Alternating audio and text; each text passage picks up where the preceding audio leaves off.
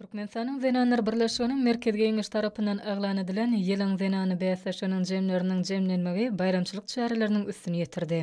Hormatly prezidentimiziň Zenanlara goýan sarpasyna jogap etmek, Zenanyň başlarnyny we ukybyny açyk görkezmek maksady bilen geçirilen bäsleşik ýokary ruhunetlige beslenýär. Ýurdumyzyň hemem halkymyzyň öňünde gowandyrjy işler bitirýän Zenanlar 7 ogur boýunça bäsleşdiler. Häzirki döwürde Türkmenistanlar üçin dörejilik babatda özleriniň ukyplaryny görkezmegi we köp ogurly zehinlerini ýüze çykarmak üçin geň mümkinçilikler açylýar. Müňýyllyklaryň dowamyna Zenanlar dünýäde özleriniň belent ruhy, ahlak häsiýetleri, watana bolan söýgüsi, zähmet söýürligi, ruh bilentligi bilen maşgala awadançylygyny hemem maşgala ojagyny wepalyk bilen goraýjylar.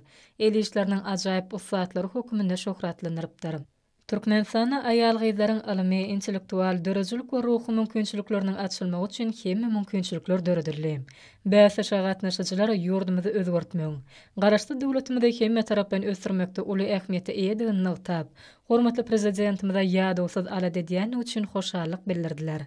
Hemde gahrman arkadamyda hormatly prezidentimize döredilýän mümkinçilikler üçin sagyrsyny aýtdylar we mehriban halkymyzyň awadançylygyny hemem watanymyzyň gülläp esmeginiň bäkbidine alyp barýan ägurt uly işlerini täze üstünlikleri arzu etdiler.